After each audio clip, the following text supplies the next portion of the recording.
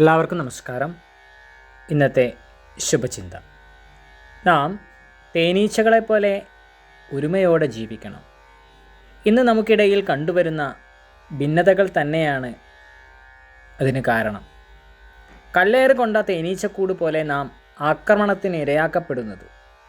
ഇനിയും നാം തേനീച്ചകളെപ്പോലെ ആകാൻ ശ്രമിച്ചില്ലെങ്കിൽ ജീവിതത്തിലെ അല്പമുള്ള മധുരവും നഷ്ടമാകും.